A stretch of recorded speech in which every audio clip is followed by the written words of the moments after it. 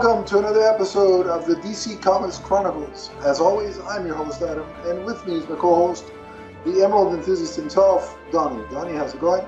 Hey, what's up, comic book fans? It's the man whose ring runs on fanboy energy, the podcasting machine, the big nerd in green, here to talk to you about Infinite Frontier #1 from DC Comics. Yes, and there's not only are we doing Infinite Frontier, we're doing another book, which is the Green Arrow 80th Anniversary Edition. As you can see from my background. So, we're both brandishing green today. Yes. You're the lantern, and I've got good old Ollie behind me. Yes, you might say we're hard podcasting heroes. That is very well. That should have been the name of our damn podcast.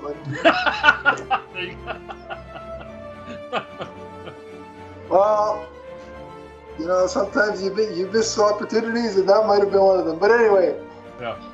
We're here, and we are going to talk about these two fantastic issues. So, Donnie, kick us off with some information on Infinite Frontier #1. Infinite Frontier #1 with the creative team of Williamson, Zermanico, and Ferrardo Jr. And it opens up with the Thomas Wayne version of Batman from Flashpoint crashing on Earth 23. And we see the parents of Calvin Ellis say, you know, we moved away from the city to get away from all this, and all of a sudden here's Batman. We've got to tell Calvin. Yeah. So, very interesting opening scene. What did you think? Donnie, I just want to mention out. It's a Thomas Wayne version of Batman from Flashpoint. Mm-hmm. And you know who he's married to, right? Who would that be? Martha. Why did you say that name? Anyway, who in that universe is the Joker? So, yeah, in the Flashpoint universe, not on Earth 23. Right. No, the Flashpoint. Yeah. Yeah. I thought that was very interesting. Not everybody liked that, you know, kind of Elseworld. Oh, I thought it was very. You know, listen, I really liked the Batman Flashpoint. The 2 or 3 issue storyline was fantastic. Yeah. But in terms of, I liked the whole, you know, the Ellis, Ma and Pa Ellis. Mm-hmm. Finding Batman in a rocket ship, it kind of parallels the Kents finding, you know, baby Kal-El in the rocket all those years ago, and I guess baby Calvin was found the same way. Well, only this time instead of being like, oh, a cute little baby, they're like, not again. It's a full-grown, old, crusty old man, angry, bitter, yeah. Give me the baby. I'll take the baby that poops himself over the angry old man any day of the week. Man. But so, I thought it was a very interesting parallel for sure. Like to open up like that. And on any other comic, this would be a Superman origin, but it's Batman arriving, or a Batman, Batsman as Ramiller. As Ramiller's, yeah. So elsewhere on Earth, we see Alan Scott, a.k.a. the original Green Lantern, and his son Obsidian are taking down the villain Extant. And if you are not up on recent events, after Death Metal, we see that, or within Death Metal, we see that the universe was once again destroyed and remade. Now we have, you know, what's called the concept of the Omniverse, basically saying anything that has happened in DC's history, anywhere, at any point, anytime, is now in play. So it's all out there. It happened somewhere. And so basically what that really means is if a writer wants to come along and tell a story about Earth 2 Superman, you know, Kal-El as in Kal-L, they can. They can. Well, in one of our recent podcasts on The Flash, we saw the Flash run into the Super Friends continuity back from the 70s. Yes, yeah. You know, they're saying that that's not just an adaptation anymore. That happened somewhere. So, yeah. So, Now, the big story point here is that Alan and Obsidian are going to meet Jade, that is Alan's daughter, and she is missing. Mm-hmm. So next up, we see a meeting with Director Bones and By the way, I just want to say, I like seeing Alan and his son kind of superheroing together. That was nice to see. And the conversation that they were having before is kind of, about how each of them battles different events, like world-shattering events, or the local bad guy, flavor of the month guy. Like the difference in scale was amazing. It's just. But that's what passes as a regular, conversation within the superhero community. Sure. Yeah, it was very interesting. And of course, Alan's still concerned about his coming out, and Obsidian's like, no, that's kind of small potatoes at this point compared to what's happening here. Yeah. So So again, next up we see the meeting with Director Bones and Cameron Chase, and Director Bones is concerned that humanity now knows about this concept of multiverse and lots of different universes, alternate realities out there, and he's worried about the implications of that. Yeah. So, which actually plays out later on in the issue in a really interesting way that I thought was very timely. So, what was your impression? Yeah, I figure that. I mean, it's interesting to know how would people react if they found out that there was an omniverse where there are many different Earths, different versions of you, theoretically around out there. I've clearly thought about this often. I was just getting ready to say, married to countless wives. And listen, if I found this out in real life, I'd be like, see, I knew it, and I wasn't crazy. So somewhere out there could in fact be a version of me married to Margot Robbie. And I just want to point out that person, that version of me is a lucky SOB, and I'm coming for you, sir. So be ready. Hey, man, you know what they say? If you're going to dream big. Yeah, that's right. So next, the scene cuts to Thomas Wayne being attended to by the Justice Incarnate. Yeah. Including Captain Carrot, who's a character that, at least from my reading, I haven't come across for a long time. Okay. Actually, yeah. I got to say, of all the characters, if I didn't see that one ever again, it wouldn't bother me. Like, I've never had this fascination of seeing what would Bugs Bunny be like if he was Superman. Superhero. And I think that's a Grant Morrison creation, correct? I don't remember. I remember I had the original Captain Carrot comics when I was like 9 years old. So it can't be.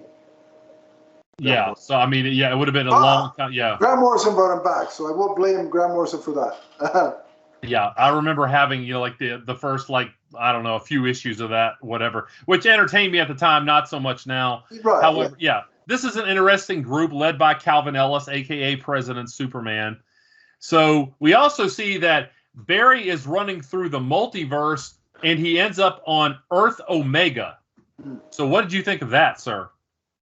That was of course, it's continuing the payoff of the end of Infinite Frontier number 0. Where we see Darkseid, right? Right, exactly.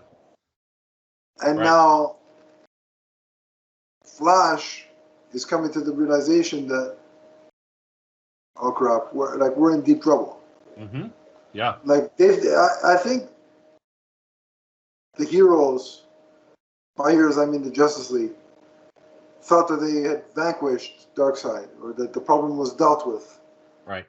Clearly, that's not the case. That is not the case. No. And the look on the Flash's face, like his sheer shock at the devastation that he saw, the death, it's just like, man, things are about to get a lot worse. Like, that's the takeaway. But also, just to go back for a second to when Thomas Wayne is being, interviewed by Justice Incarnate, and Calvin Ellis, sort of swoops down and, Batman's getting a crash course on, Captain Carrot introduces himself, and whoever else was there introduces himself. And then Superman comes down and he goes, and Tom, I almost said Bruce. Thomas slyly says, because look, anybody that floats in there with an S on their chest, yeah, I mean, you know who they are, or you know who they're supposed to be. But the way Thomas says, "Oh, and who are you supposed to be?" Like like that condescending way, and it's like, man, every version of Batman has to stick it to Superman in that way. Like it's an unwritten rule that if they're gonna have a conversation, there's gonna be some snide mark, no matter who's underneath the cowl. Well, it's like Henry Cavill said that one time. He said the toughest part of being Batman is having an attitude problem, and the toughest part of being Superman is that Batman has an attitude problem. Yeah. So that was funny, and then he goes, and then he says, "Well, I'm Calvin Ellis, but most people call me President Superman." And then Thomas says, "Oh, that's a big promotion compared to the one where I'm from, because that one was tied up and experimented on for years when he first landed. So big upgrade for this Superman. And so he's explaining, or he says that he's Thomas Wayne, and he's like, it's a lot to get into. He's like, give me the Flash. And Calvin Ellis is like, okay, which one? And he's like, Barry Allen. He's like, okay, which one? Which one? I thought that was pretty funny. I likewise. So we also see that Psycho Pirate, who played a big part in Crisis of Infinite Earths, he shows back up, and this time he's on Barry Allen's side. He's like, we've got to find someone. Yeah. So that someone is actually that question is answered in a very speedy amount of time. We see that Roy Harper. Yeah. See, you got it. So Roy Harper is in a diner, and we see that people are talking about this, concept of, multiverse or omniverse, if you will. I think they just call it multiverse. And there's a person who's denying reality. No matter how much evidence, he's like, no, it's not real. Even when it's happening all around him, it's not real. I wonder if that's a parallel to something going on in our world today, Donnie. Yeah, I was just like, yeah, okay. I've had actual conversations with people like this on Twitter. So anyway. Yeah, so, but he's actually confronted by someone named Extract, who is a new character to my knowledge, at least. And he seems to be overwhelmed by the backup that Extract has brought, but suddenly something comes to his aid, and that is a Black Lantern ring. Roy Harper, Arsenal, Speedy, Red Arrow, now the new Black Lantern, and that's how this issue ends. That was quite the ending. Mm-hmm. When I first heard about a new Black Lantern, he never even crossed my mind. Oh, me neither. I was like, wait a minute, I wasn't expecting that. But makes sense because he died and came back to life, sort of. So. And this ring, I mean, we saw a different type of Black Lantern ring in Death Metal. We saw Batman actually use a Black Lantern ring as opposed to the way it originally was in Blackest Night, where the ring kind of wore the body of the deceased user. This seems to be a kind of, modified ring in the way it works. So it's going to be interesting to see how this plays out. Well, that Batman, the Batman of the Death Metal universe, I think he was dead at some point, the original, and his consciousness was transplanted. So in a way, it still kind of tracks that the Black Lantern ring goes after dead people. Sure, but it didn't take him over the way that the other Black Lantern rings took it. He just had it at one point. I remember he brings it out in a fight with, I forget exactly who it was, that he's just like, he puts it on and he's like, rise, and he has control of these Black Lanterns. So, yeah. So, no, definitely a fascinating ending. I'm just glad to see Roy Harper back. I like Roy Harper, sure. The fact that we're getting Roy Harper, we're getting Connor Hawke, we've got Wally West finally back where he belongs. Mm-hmm. These legacy characters that, spoiler alert, you shouldn't have gotten rid of in the first place. Yeah. Dan the deal, that's on you. But anyway, trying to be polite. Actually, one of the people who work at my who is one of the people who works at my local comic book shop, a veteran reader, said the same thing. There are so many legacy characters that they got rid of that people really liked, and bringing them back is a good financial decision. And again, I just, to me, Donnie, it seems like for these characters in mythologies to last as long as they have and to continue to last beyond you or I. I mean, look, you could always go the easy way and just every 5 to 15 years reboot the universe. But in a way that's less fun than give me legacy characters. Like I said, I was so happy to see Roy back in this. I'm so happy to see John Kent evolve into Superman. Mm-hmm. I like the fact that, Jace Fox, or Tim Fox is, his alternate name, is becoming Batman. And there's Jackson Hyde who's going to become Aquaman. Take up the mantle. I like these ideas. And again, you could still have stories with the originals. Like, you want to pick up a Bruce Wayne story? Pick up Detective Comics. You want to pick up Clark Kent as Superman? Pick up Action. Hopefully we get the resurgence of Kyle at some point. Because, although I will say, I've expressed to you, I think Green Lantern is benefiting greatly from Sojourner Mulane. Right. No, but what I'm saying is Green Lantern is a little different than your normal legacy situation because of course. Green Lantern is a core, whereas, with the Flash, yes, the Flash is a Flash family to a degree, and depending on what version you're partaking in, some idiot will come along and say, we are the Flash when she has no business saying that, but I digress. Poor Iris. But yeah, but you can start that hashtag if you want. I won't buy into the poor Iris hashtag. Go ahead. I like Iris in the comics. How about that? And the movie version shows promise because she hasn't uttered the phrase "We are the Flash" yet. The minute she does that, she's lost me. Yeah, but you really don't like that phrase. For right now, I'm on her side. Show me what you got. Okay. And apparently she might like hot dogs based on Zack Snyder's Justice League. We don't know. But I digress.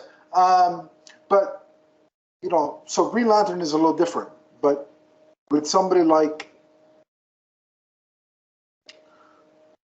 Green Arrow, there's literally only 2 or 3 that could take up his mantle. There's Connor Hawke, right? Mm-hmm. There's Roy Harper, or now Emiko. Right. It's going to be one of those 3, right? With Bruce Wayne, it gets a little bit more complicated. There's Dick Grayson, but he doesn't want it. He's said multiple times. There's Tim Drake.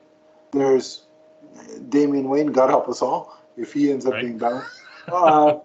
Or you can go in this direction, which I like, which is Tim Fox, Jace Fox, however you want, whichever name you want to use.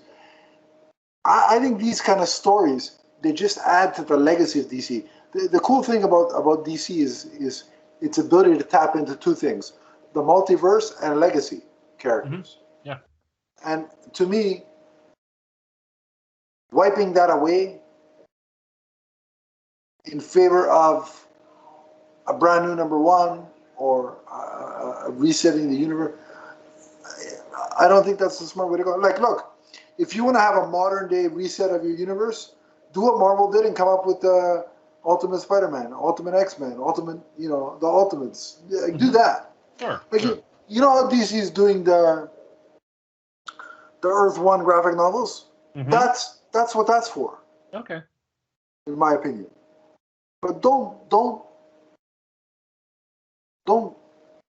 erase the legacy. Embrace it. And I like that the Infinite Frontier #1 and also #0 and this whole Infinite Frontier initiative is back to embracing the legacy. Okay. So I'm on board here. Likewise. And if you want to hear more interesting commentary like this, join us on a regular basis right here on the Multiverse Musings vidcast, available on YouTube. Also, the Multiverse Musings podcast, available on iTunes and Podbean.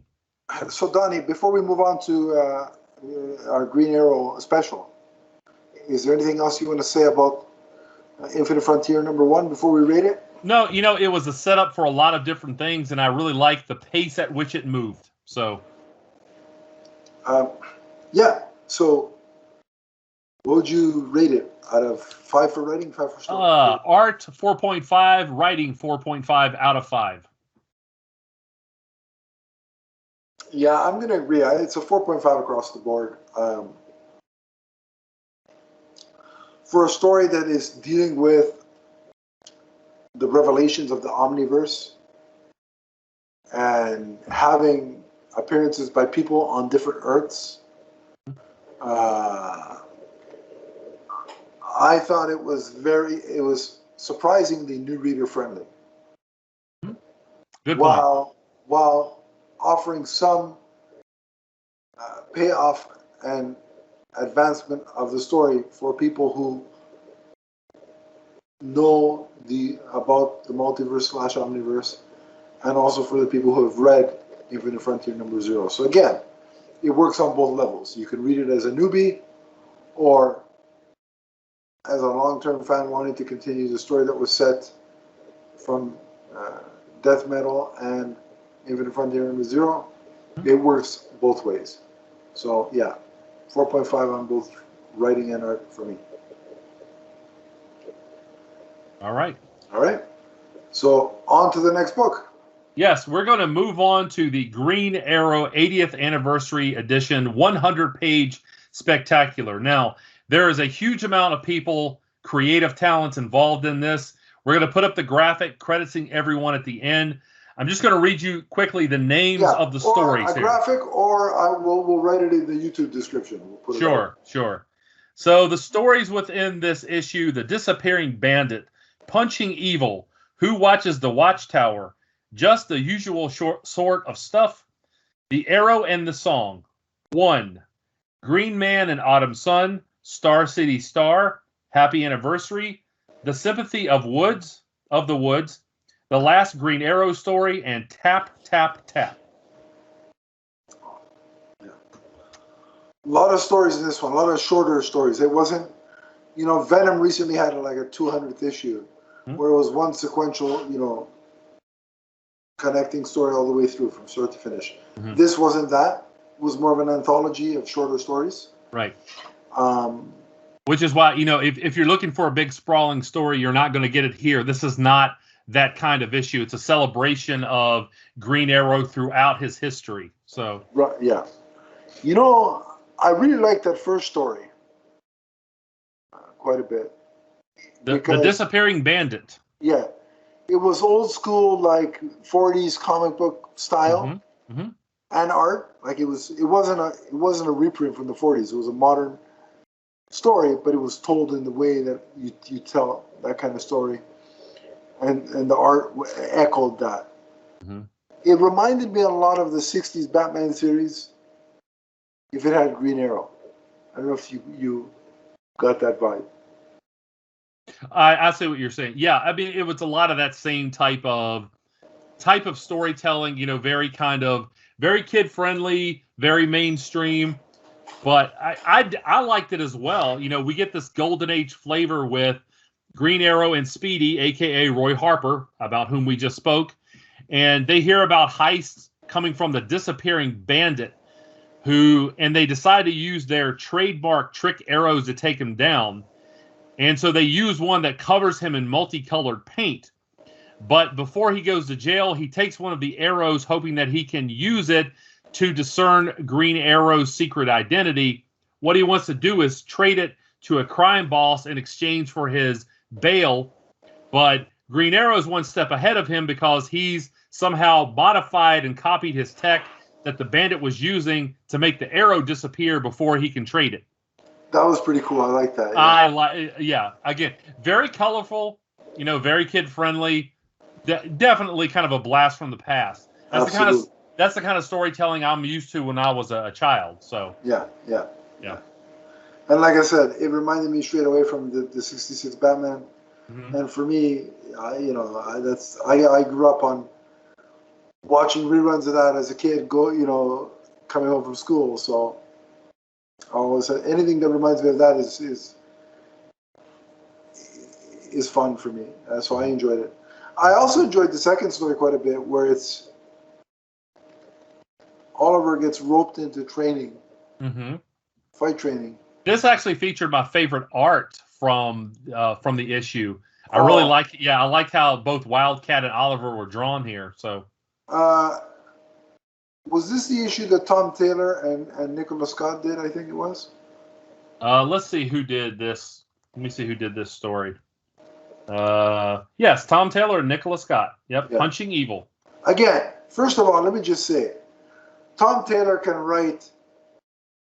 He can literally write the phone book, and I think it's one of the greatest pieces of writing I've ever read. He's great, and all you got to do is, and we'll get back to it. I know we've only reviewed like 1 or 2 issues, but his Nightwing.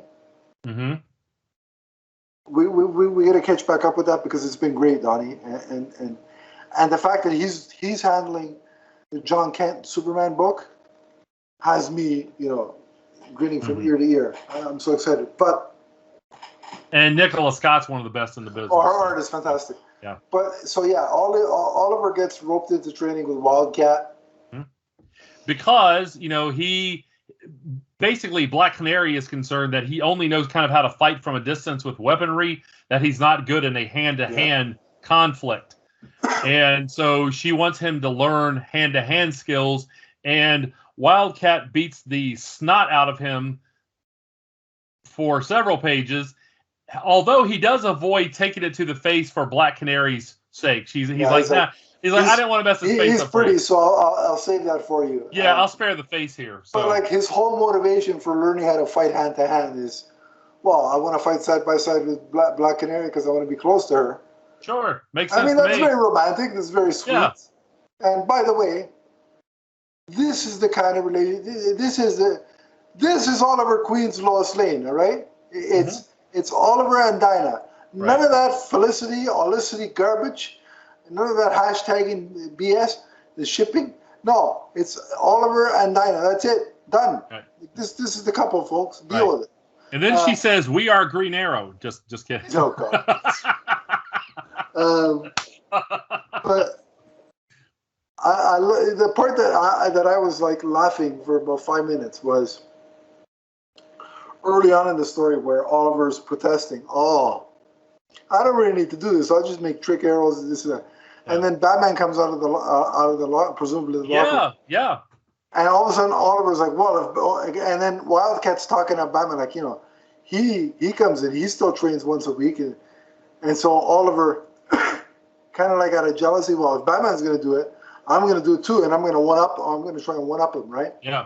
And again, as we were talking about Batman's attitude from last issue, or from the last issue we reviewed, Oliver's like trying to make small talk with Batman, and he's like, "Oh, it's nice to see you, Batman." He's like, "Of course it is." Oliver is like, "How's the Arrow car and the Arrow cave?" Because that's his ripoff.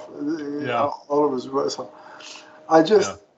That made me laugh, and Batman was in the classic blue, right? The blue and the gray, yeah, with the yellow oval, and oh my, Donnie, there's part of me that wants that back in the comics full time.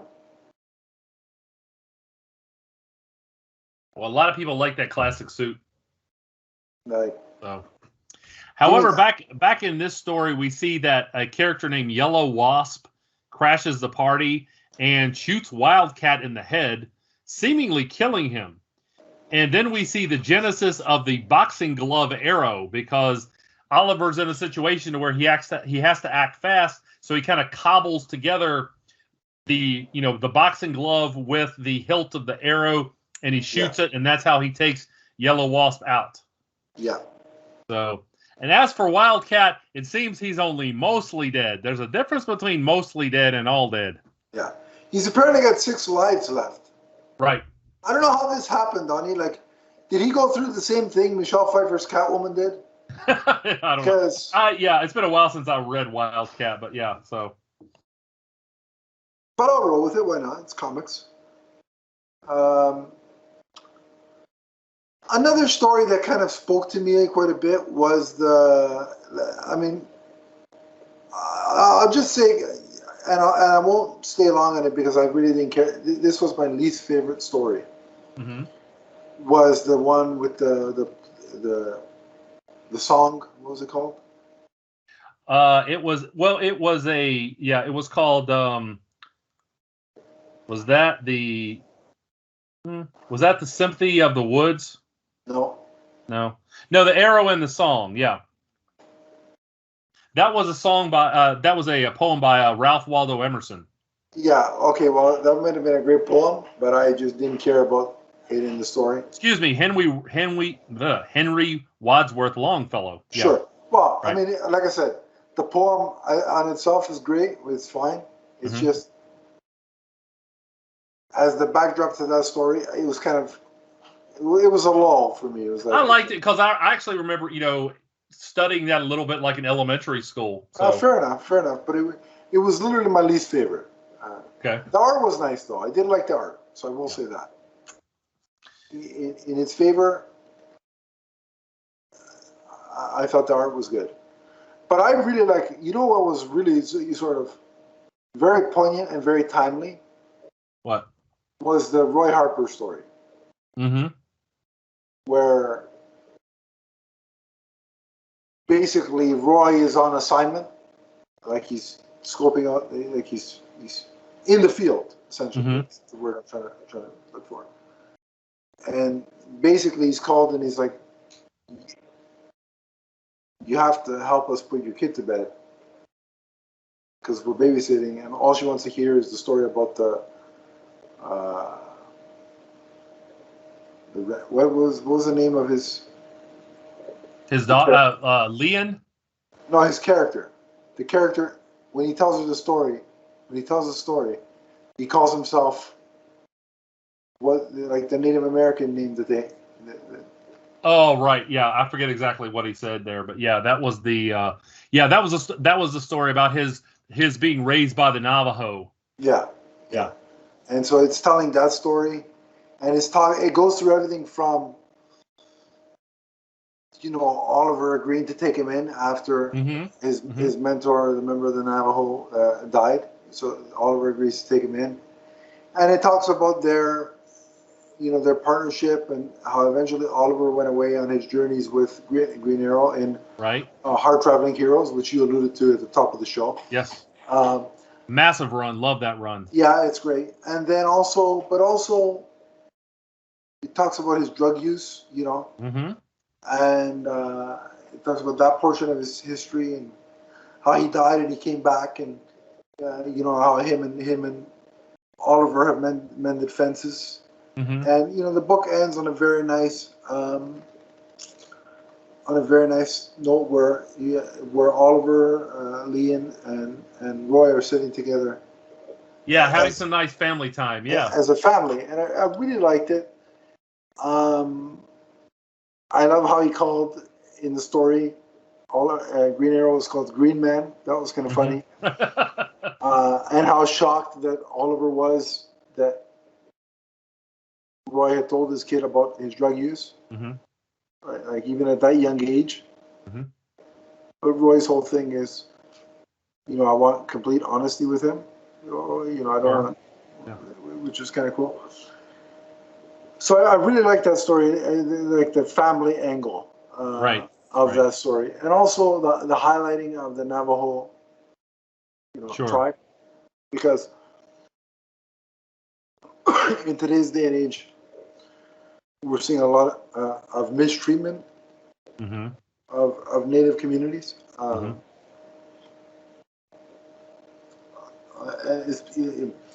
Especially here, we've discovered. Unfortunately, they used to have these schools. Yes, that story's gotten coverage here too. It's kind of community schools, and they've unfortunately found the remains of 125 plus children, and the mistreatment that they endured back in those days. So to have this story feature in a positive light, but also that little blurb at the end about sort of the editor's note about how we should respect and learn about the past and learn about the Native peoples. I thought it was very powerful and very strong. So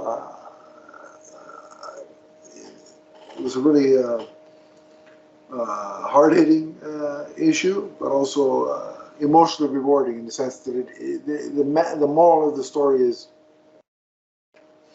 the family dynamic, and I really appreciated that. So that was a story for me that resonated. And there's one that you alluded to. You've referenced the title. I think it was in the woods, or what's it called? Into the.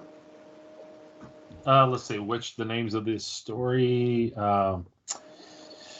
The Sympathy of the Woods. Yeah, I like that one a lot too. Because again, it features Team Arrow, if you will. Team right. And the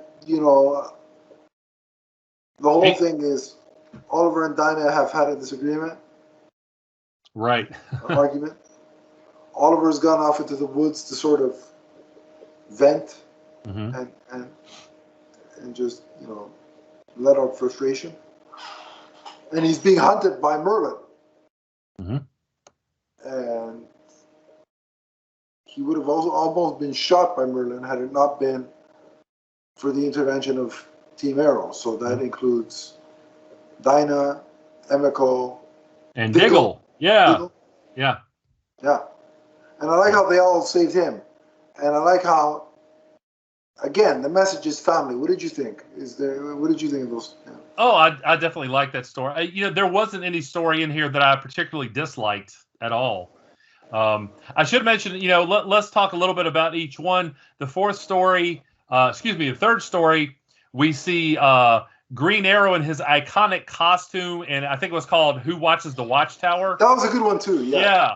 Yeah. It's funny because the aliens that attacked the ship, immediately I thought, oh, the symbiotes. That's but no, that's a different universe. That's what happens when you read Venom and Green Arrow back to back. But then, he uses that bow, that like alien bow from another dimension to fend them off. I thought that was really cool, And I also like the humor as, the Justice League getting back and seeing all the carnage around the Watchtower, and they're like, hey, what's going on here? And he's like, nothing much. Yeah, I love how like he's upset because he's like, I just want to go on the mission with the League. Yeah. And but then he gets, he thought he was in for a boring night. Meanwhile, yeah, he has to fight off an alien invasion by himself. So. Yeah, and I like how secret, nonchalant he is with the League. Oh yeah, that's fine. Yeah. And the contention with Hawkman was kind of interesting.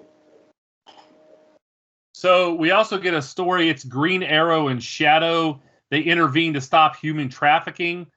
This was written and illustrated by Mike Grell, who is someone that Green Lantern fans will know from Volume 2. They outmaneuver the traffickers. They beat the odds and stop them. Very reminiscent of the Longbow Hunters. Now, Donnie, was this a fresh story, or it wasn't a reprint, right? It was new. No, there was some the middle there that one like couple of pages that reprinted panels and like used them in a way that was like telling you like basically how to handle life's problems. That was the only reprint. Yeah, but this one by Mike Grell was new, right? Because it was new. Yes. Well, the reason why I'm getting at that is because at the end at the end of the story it said definitely not the end. Right. Definitely not. So I'm posing a question to you, Donnie. Mm-hmm. Given that Oliver is now the quote unquote leader of the Justice League, mm-hmm. and now we have this 80th anniversary special. Mm-hmm. Do you think we're fixing to see at some point here a brand new ongoing with Green Arrow? I don't see why they wouldn't. I mean, this Green Arrow's more visible in pop culture than he's ever been, coming on the heels of the TV show. So why not? Yeah, you got me thinking. When I saw definitely not the end, I'm like, oh, are they hinting at something? Mm-hmm. Yeah. So, and since we already talked a little bit, and the art, my God, Mike Grell, oh my God. Oh yeah, well, again, Mike Grell, somebody who's been around for a long time, very impressive. So, yeah. So we talked about the Arrow and the Song story. We also get a story that features my favorite version of Arrow, which is Connor Hawke. Now, that was probably my biggest disappointment with this book, and excuse me for being myopic, but no Kyle Rayner. I would have loved to have seen Connor and Kyle team up again. But he rescues some hostages from terrorists using his trademark arrows. And remember, this is a character who was conceived at, multiracial, vegetarian, doesn't use the pointed arrows, uses his own stylized arrows to maim and take down, but he doesn't kill. So yeah, this was a story that very much gave you his personality in a nutshell. Yeah, it's funny because it takes place in between, a past run, right? Mm-hmm. Yeah, it's in between that period where Oliver was dead. Mm-hmm. And so it's a new story, but it's also, it could slide into continuity quite easily.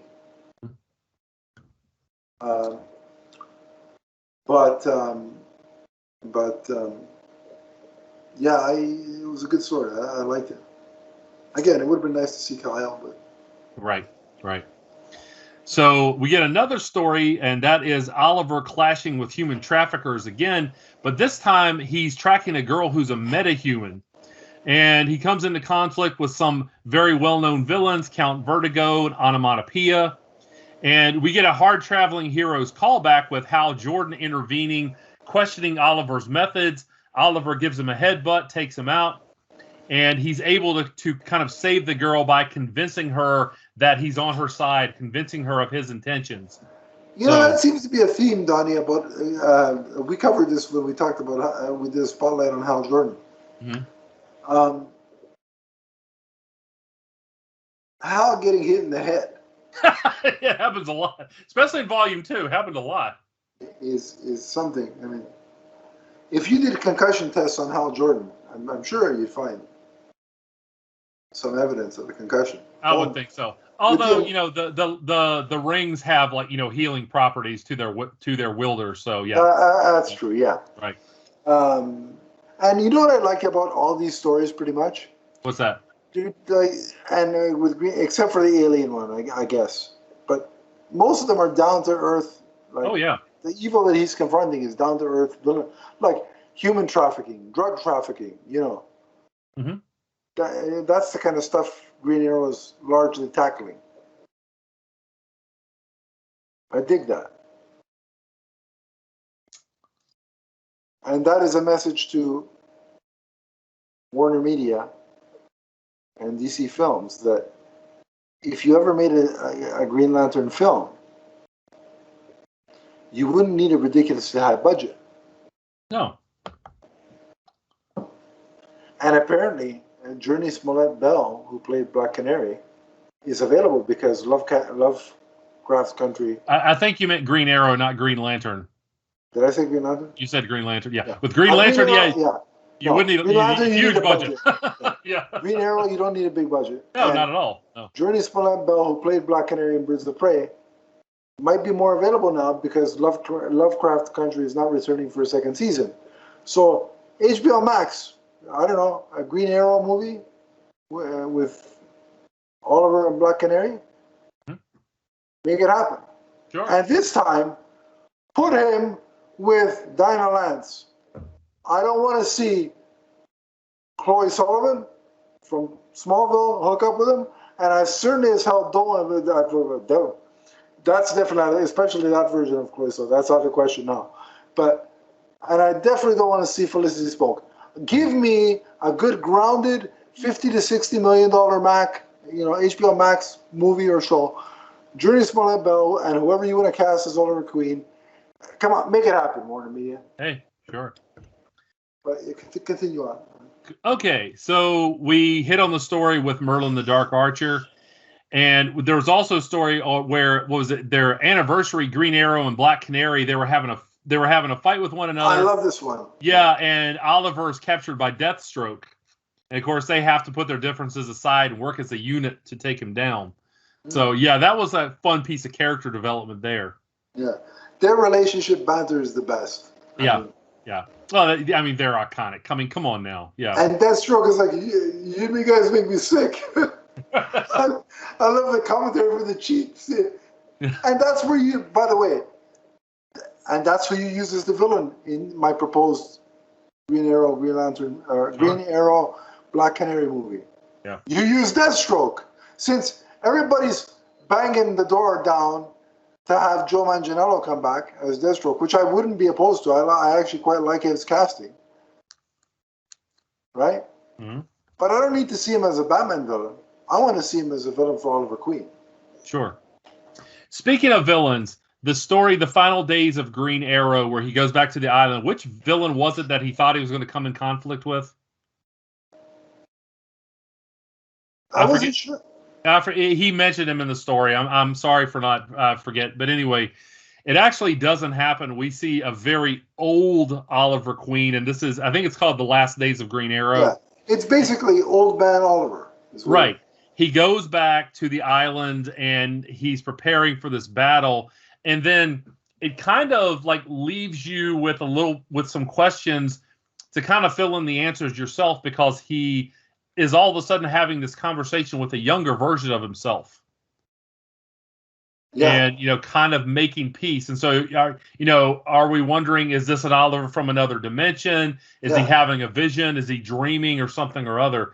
But he's kind of coming to, terms with his life and, coming to and being at peace with himself. So I thought that was an interesting story. And it was done by a creative team that had a great run on Green Arrow.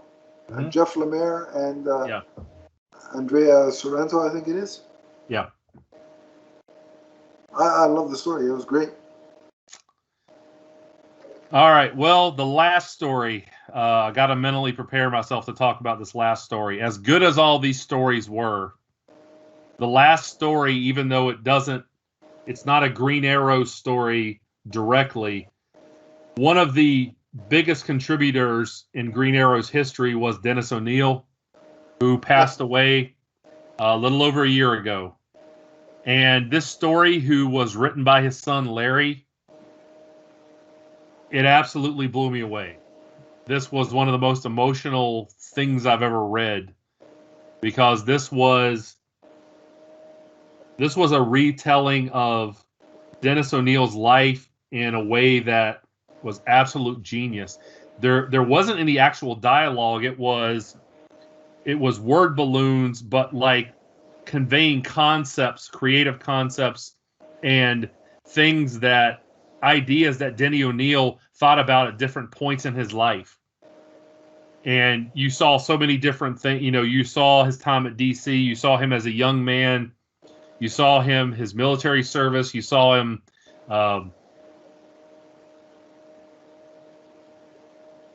You see him with his wife. Yeah, you see him with his wife, and sorry, like I said, I'm a little taken aback by this. It was, oh man. At the end, though, you see him in a hospital bed, and kind of the ideas fading from his mind as his life ebbs away, with an exposition box that says "Good night, Dad." Good night, Pops. Excuse me. Good night, Pops. Yeah. Denny O'Neil, it's people like that. The reason why Adam and I are here doing podcasts like this is because, there's a part of the human spirit that needs these kinds of stories, that this is what gives us release and hope.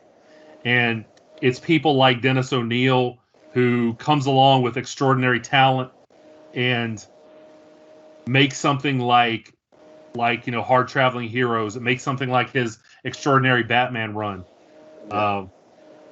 So we said it on the podcast before, but I think it bears saying again, good night and Godspeed, Mr. O'Neil. Thank you for everything. So, I mean, I echo the sentiments completely, and I mean, I think he's touched at least all of the top tier characters at DC. I think his Batman, his run on Batman, is essentially the basis for the Batman that I identify with the most. I mean, yes, you could say, Frank Miller, Batman Year One, etc., etc. But correct me if I'm wrong, wasn't Denny O'Neil the group editor of the Batman books at that time? I think. I think so. Yeah. So again, without Denny O'Neil, Frank Miller doesn't come on that book. Mm-hmm. And without the work that Denny O'Neil did on the book prior to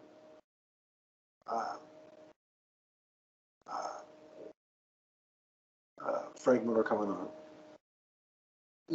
Batman is a very different character. He really brought back, in terms of at least in the comics, I think it was Denny O'Neil and his run that brought back the serious, grounded, darker Batman. Mm-hmm. More so than just Frank Miller. And I'm not belittling Frank Miller's contributions at all. I'm just saying you need Denny O'Neil's foundation before Frank can come in and do what he does. Same with, look at Hard Traveling Heroes. That, like you said, I've gone back and done some reading of it, and it's fantastic. And it's I mean, that was, it was groundbreaking.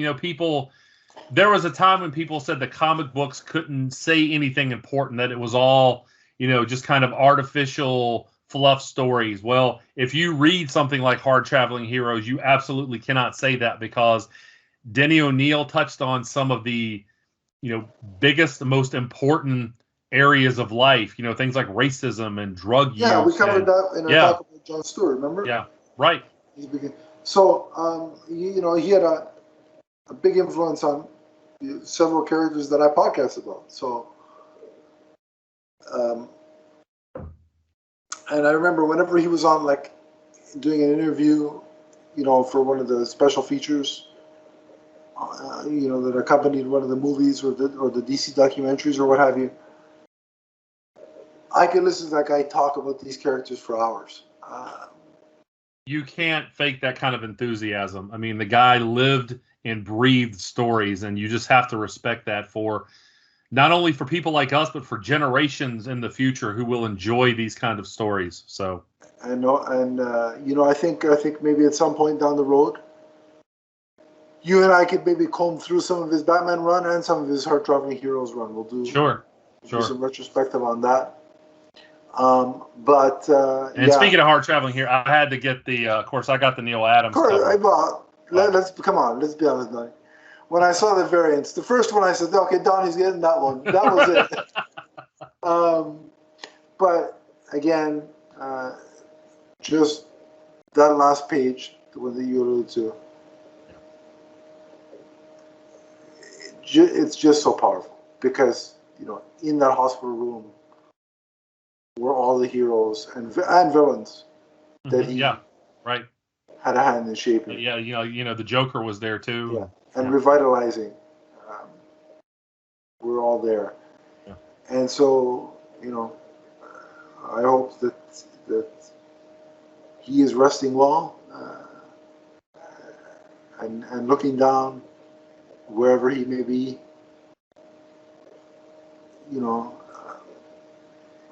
happy and can be,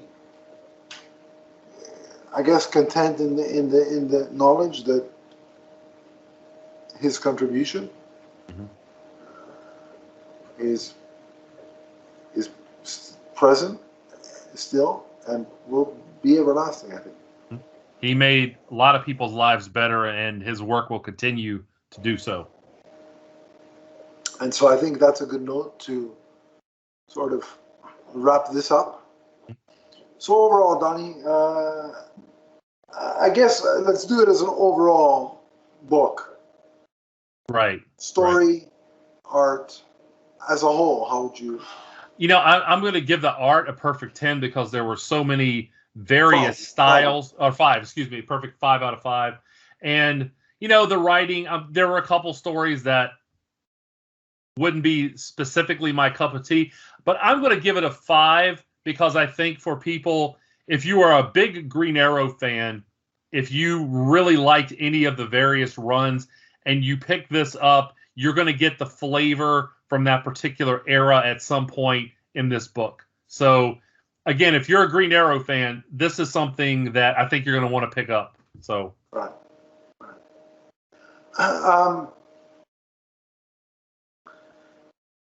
Yeah, I think for story, I'm going to give it... There was only one story that I really didn't care for. I'm not going to say which one it is again. I'm not going to belabor the point.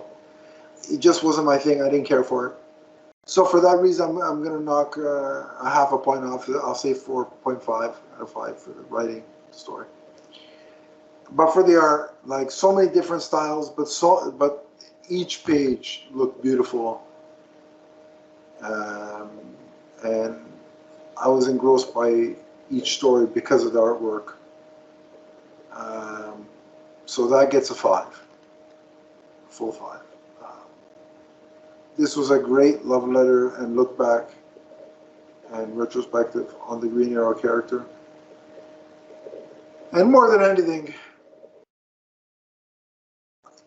to me, it solidifies that this character, I'm glad that he's the leader of the Justice League now, or the financer, or however you want to look at it.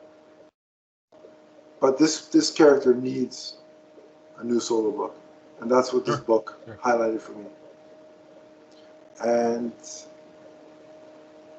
there it is. So if you want to, keep the conversation about Green Arrow or Infinite Frontier going, you can on social media with Donnie or I. So Donnie, where do they find you? You can find me on Twitter as the Emerald Enthusiast. Let's talk comics. Let's talk collectibles. Let's talk Green Arrow. Let's talk Green Lantern. Fantastic. If you want to track me down, it's at Adam_LeafsFan on Twitter. The podcast network has a Twitter page in itself, which is at MMNPDC. We have a Facebook page, which is linked below. If you want to join the group, click the link below, request permission. I will add you, and we can continue the conversation there. But that brings an end to this show. We hope you enjoyed it. We enjoyed bringing it to you. And until next time, remember that Green Arrow is forever. From the first time he fires an arrow out of his bow to the last. So long, everybody. So long. Don't forget to subscribe.